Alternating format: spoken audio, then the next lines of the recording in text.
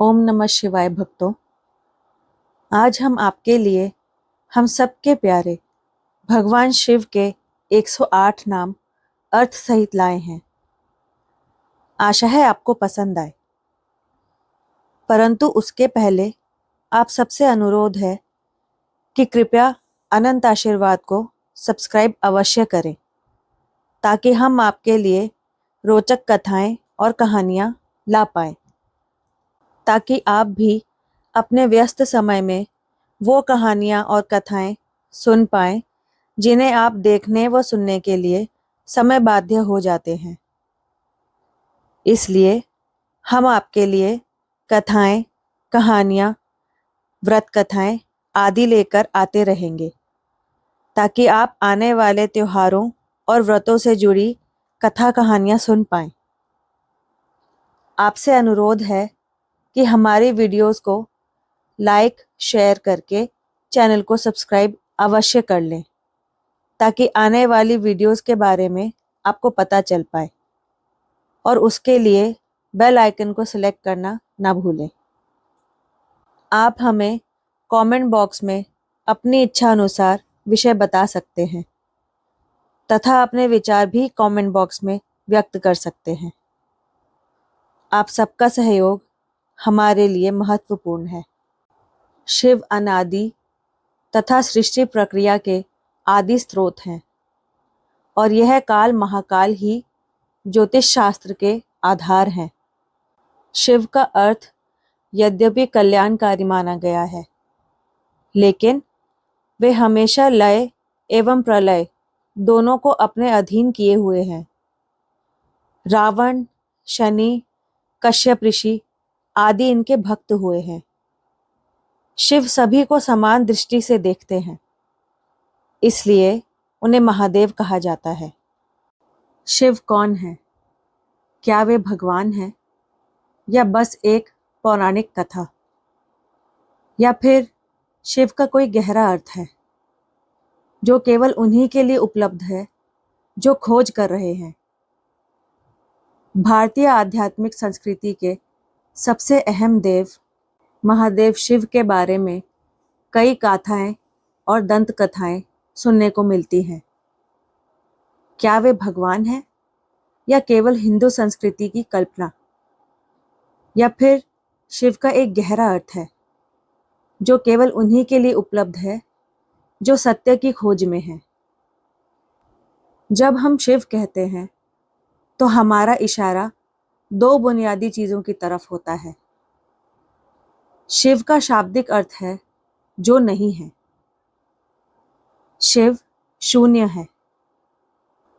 आज के आधुनिक विज्ञान ने साबित किया है कि इस सृष्टि में सब कुछ शून्यता से आता है और वापस शून्य में ही चला जाता है। इसलिए अस्तित्व का आधार और संपूर्ण ब्रह्मांड का मौलिक गुण ही एक विराट शून्यता है। उसमें मौजूद आकाश गंगाएं केवल छोटी मोटी गतिविधियां हैं जो किसी फुहार की तरह हैं। उसके अलावा सब एक खालीपन है जिसे शिव के नाम से जाना जाता है। शिव ही वो गर्भ है जिसमें से सब कुछ जन्म लेता है, और वे ही वो गुमनामी है जिनमें सब कुछ फिर से समा जाता है। सब कुछ शिव से आता है और फिर से शिव में चला जाता है। तो शिव को अस्तित्वहीन बताया जाता है, एक अस्तित्व की तरह नहीं। उन्हें प्रकाश नहीं, अंधेरी की तरह बताया जाता है। मानवता हमेशा प्रकाश के गुण गाती है, क्योंकि उनकी आंखें सिर्फ प्रकाश में काम करती हैं। वरना सिर्फ एक चीज जो हमेशा है वो अंधेरा है। प्रकाश का अस्तित्व सीमित है, क्योंकि प्रकाश का कोई भी स्रोत, चाहे वो एक बल्ब हो या फिर सूर्य, आखिरकार प्रकाश बिखेरना बंद कर देगा। प्रकाश शाश्वत नहीं है, ये हमेशा एक सीमित भावना है, क्योंकि इसकी शुरुआत होती है और अंत भी। अंधकार प्रकाश से काफी बड़ी संभावना है। अंधकार में किसी चीज के जलने की जरूरत नहीं। अंधकार हमेशा बना रहता है। अंधकार शाश्वत है। अंधकार सब जगह है। वो एक अकेली ऐसी चीज है जो हर जगह व्याप्त है। दूसरे स्तर पर जब हम शिव कहते हैं तो हम एक विशेष योगी की बात कर रहे होते हैं। वे जो आदि योगी या पहले योगी हैं और जो आदि गुरु या पहले गुरु भी हैं। आज हम इसे योगिक विज्ञान के रूप में जानते हैं। उसके जनक शिव ही हैं। योग का अर्थ अपने सिर पर खड़े होना या अपनी सांस को रोकना नहीं है। योग इस जीवन की मूलभूत रचना को जानने और इसे अपनी परम संभावना तक ले जाने का विज्ञान और तकनीक है। योग विज्ञान का पहला संचार कांति सरोवर के किनारे हुआ, जो हिमालय में केदारनाथ से कुछ मील दूर पर स्थित एक बर्फीली झील है। यहाँ आदि योगी ने इस आंतरिक तकनीक का व्यवस्थित विवरण अपने पहले 7 शिष्यों को देना शुरू किया। ये 7 ऋषि आज सप्तऋषि के नाम से जाने जाते हैं। ये सभी धर्मों के आने से पहले हुआ था। लोगों के द्वारा मानवता को बुरी तरह विभाजित करने वाले तरीके तैयार किए जाने से पहले मानव चेतना को ऊपर उठाने के सबसे शक्तिशाली साधनों को सिद्ध किया और फैलाया जा चुका था। आज मानवता इस तरह से विभाजित है कि उसे फिर से एक करना लगभग असंभव लग रहा है। तो शिव शब्द वो जो नहीं है और आदि योगी दोनों की ही ओर संकेत करता है, क्योंकि बहुत से तरीकों से ये दोनों पर्यायवाची हैं।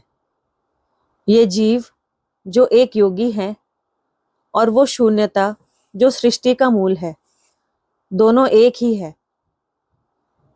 क्योंकि किसी को योगी कहने का मतलब है कि उसने ये अनुभव कर लिया है कि सृष्टि वो खुद ही है। अगर आपको इस सृष्टि को अपने भीतर एक क्षण के लिए भी बसाना है तो आपको वो शून्यता बनना होगा। सिर्फ शून्यता ही सब कुछ अपने भीतर समा सकती है। जो शून्य नहीं, वो सब कुछ अपने भीतर नहीं समा सकता।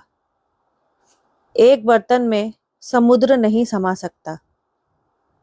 ये ग्रह समुद्र को समा सकता है, पर सौरमंडल को नहीं समा सकता। सौरमंडल ग्रहों और सूर्यों को समा सकता है, पर बाकी की आकाश गंगा को नहीं समा सकता। अगर आप इस तरह कदम दर कदम आगे बढ़ें तो आखिरकार आप देखेंगे कि सिर्फ शून्यता ही हर चीज को अपने भीतर समा सकती है। योग शब्द का अर्थ है मिलन। योगी वो है जिसने इस मिलन का अनुभव कर लिया है। इसका मतलब है कम से कम एक क्षण के लिए वो पूर्ण शून्यता बन चुका है। शिव शब्द के 2 अर्थ योगी शिव और शून्यता एक तरह के पर्यायवाची हैं, पर फिर भी वे दोनों अलग अलग पहलू हैं। क्योंकि भारतीय संस्कृति द्वंद्व से भारी है, इसलिए हम एक पहलू से दूसरे पहलू पर आते जाते रहते हैं। एक पल हम परम तत्व शिव की बात करते हैं तो अगले ही पल हम उन योगी शिव की बात करने लगते हैं जिन्होंने हमें योग का उपहार दिया है। शंकर या महादेव आरण्य संस्कृति जो आगे चलकर सनातन शिव धर्म नाम से जाने जाते हैं में सबसे महत्वपूर्ण देवताओं में से एक है। वह त्रिदेवों में एक देव है। इन्हें देवों के देव महादेव भी कहा जाता है। इन्हें भोलेनाथ, शंकर, महेश, भीलपति, भीलेश्वर, रुद्र, नीलकंठ, गंगाधर आदि नामों से भी जाना जाता है। तंत्र साधना में इन्हें भैरव के नाम से भी जाना जाता है। हिंदू धर्म में शिव प्रमुख देवताओं में से एक हैं। वेद में इनका नाम रुद्र है। यह व्यक्ति की चेतना के अंतर्यामी है। इनके अर्धांगिनी का नाम पार्वती है। इनके पुत्र कार्तिकेय, अयप्पा और गणेश हैं तथा पुत्रियां अशोक सुंदरी, ज्योति और मनसा देवी हैं। शिव अधिकतर चित्रों में योगी के रूप में देखे जाते हैं और उनकी पूजा शिवलिंग तथा मूर्ति दोनों रूप में की जाती है। शिव के गले में नाग देवता विराजित हैं और हाथों में डमरू और त्रिशूल लिए हुए हैं। कैलाश में उनका वास है। यह शैव मत का आधार है।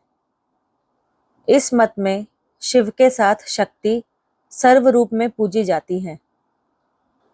भगवान शिव को संहार का देवता कहा जाता है। शिव सौम्य आकृति एवं रौद्र रूप दोनों के लिए विख्यात हैं। इन्हें अन्य देवों से बढ़कर माना जाने के कारण महादेव कहा जाता है। सृष्टि की उत्पत्ति, स्थिति एवं संहार के आदिपति शिव हैं। त्रिदेवों में भगवान शिव संहार के देवता माने गए हैं। शिव अनादि तथा सृष्टि प्रक्रिया के आदि स्रोत हैं। भगवान शिव के कुछ प्रचलित नाम महाकाल, आदिदेव, किरात, शंकर, चंद्रशेखर, जटाधारी, नागनाथ, मृत्युंजय, त्र्यंबकम, महेश, विश्वेश, महारुद्र, विषधर, नीलकंठ, महाशिव, उमापति, काल भैरव, भूतनाथ, त्रिलोचन, शशिभूषण आदि हैं। भगवान शिव के 108 नाम और उनका अर्थ जानकर हम धन्य हो जाते हैं। देवों के देव महादेव के अनेक रूप हैं और उनके हर रूप का अलग नाम है। सोमवार के दिन जब भगवान शिव की उपासना करें तो शिव के 108 नाम जरूर जपें।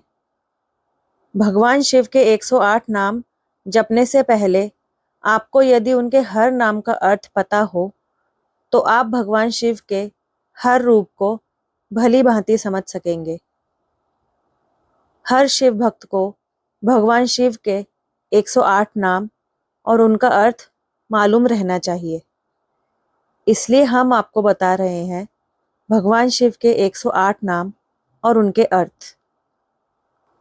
शिव कल्याण स्वरूप, महेश्वर माया के अधीश्वर, शंभु आनंद स्वरूप वाले, पिनाकी पिनाक धनुष धारण करने वाले, शशि शेखर चंद्रमा धारण करने वाले, वामदेव अत्यंत सुंदर स्वरूप वाले, विरूपाक्ष विचित्र अथवा 3 आंख वाले, कपर्दी जटा धारण करने वाले, नील लोहित नीले और लाल रंग वाले, शंकर सबका कल्याण करने वाले, शूलपाणी हाथ में त्रिशूल धारण करने वाले, खटवांगी खटिया का एक पाया रखने वाले, विष्णु वल्लभ भगवान विष्णु के अति प्रिय,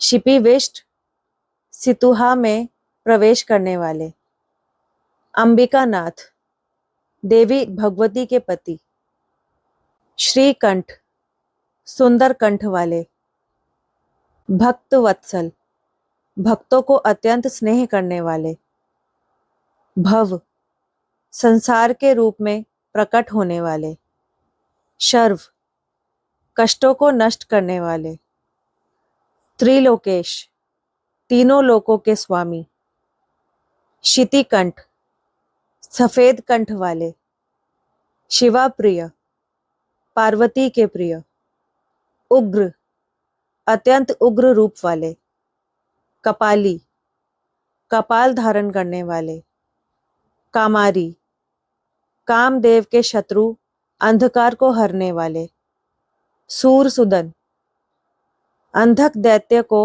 मारने वाले, गंगाधर गंगा को जटाओं में धारण करने वाले, ललाटाक्ष माथे पर आंख धारण किए हुए, महाकाल कालों के भी काल, कृपानिधि करुणा की खान, भीम भयंकर या रुद्र रूप वाले, पशुहस्त हाथ में फरसा धारण करने वाले, मृगपाणी हाथ में हिरण धारण करने वाले, जटाधर जटा रखने वाले, कैलाशवासी कैलाश पर निवास करने वाले, कवची कवच धारण करने वाले, कठोर अत्यंत मजबूत देह वाले, त्रिपुरांतक त्रिपुरासुर का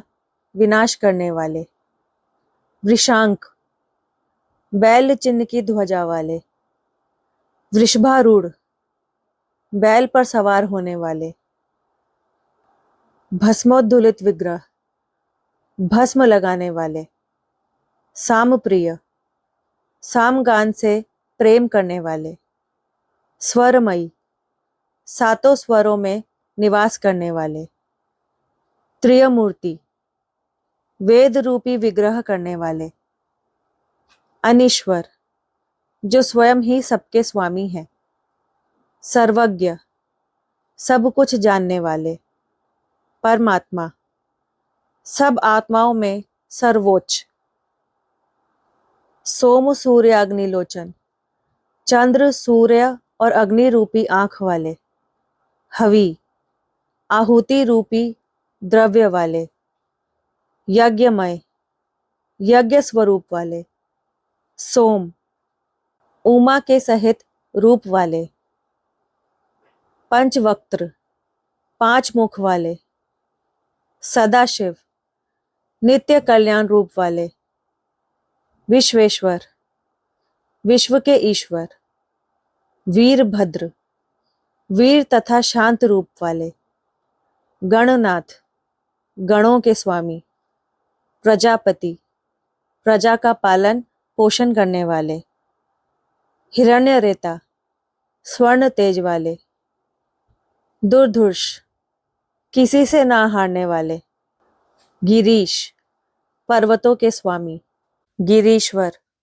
कैलाश पर्वत पर रहने वाले, अनघ पाप रहित या पूर्ण आत्मा, भुजंग भूषण सांपों व नागों के आभूषण धारण करने वाले, भर्ग पापों का नाश करने वाले, गिरिधन्वा मेरु पर्वत को धनुष बनाने वाले, गिरिप्रिय पर्वत को प्रेम करने वाले, कृत्तिवासा गज चर्म पहनने वाले, पुराराती पूरों का नाश करने वाले, भगवान सर्व समर्थ ऐश्वर्य संपन्न, प्रमथाधिप प्रथम गणों के लिए आधिपति, मृत्युंजय मृत्यु को जीतने वाले, सूक्ष्म तनु सूक्ष्म शरीर वाले, जगत व्यापी जगत में व्याप्त होकर रहने वाले, जग गुरु जगत के गुरु, व्योमकेश आकाश रूपी बाल वाले, महासेन जनक कार्तिकेय के पिता, चारु विक्रम सुंदर पराक्रम वाले, रुद्र उग्र रूप वाले, भूतपति भूत प्रेत व पंचभूतों के स्वामी, स्थाणु स्पंदन रहित कूटस्थ रूप वाले, अहिभूर्धन्य कुंडलिनी धारण करने वाले, दिगंबर नग्न आकाश रूपी वस्त्र वाले, अष्टमूर्ति 8 रूप वाले, अनेक आत्मा वाले, सात्विक सत्व गुण वाले, शुद्ध विग्रह दिव्य मूर्ति वाले, शाश्वत नित्य रहने वाले, खंड परशु टूटा हुआ फरसा धारण करने वाले, अज जन्म रहित, पाश विमोचन बंधन से छुड़ाने वाले, मृड सुख स्वरूप वाले, पशुपति पशुओं के स्वामी, देव स्वयं प्रकाश रूप, महादेव देवों के देव, अव्यय खर्च होने पर भी ना घटने वाले, हरि विष्णु समरूपी, पूष दंतिभित पूषा के दंत उखाड़ने वाले, अव्यग्र व्यथित न होने वाले, दक्षाध्वरहर दक्ष के यज्ञ का नाश करने वाले, हर पापों को हरने वाले, भग नेत्र भिद भग के देवता की आंख फोड़ने वाले, अव्यक्त इंद्रियों के सामने प्रकट न होने वाले, सहस्त्राक्ष अनंत आंख वाले, सहस्त्रपाद अनंत पैर वाले, अपवर्गप्रद मोक्ष देने वाले, अनंत देश काल वस्तु रूपी परिच्छेद से रहित, तारक तारने वाले, परमेश्वर प्रथम ईश्वर। तो दोस्तों, यह थी प्रभु शिव के 108 नाम व उनके अर्थ की सूची। वे शिव हैं तथा सब चीजों से अवगत भी। आशा करती हूँ आपको यह वीडियो पसंद आई होगी। धन्यवाद। ओम नमः शिवाय।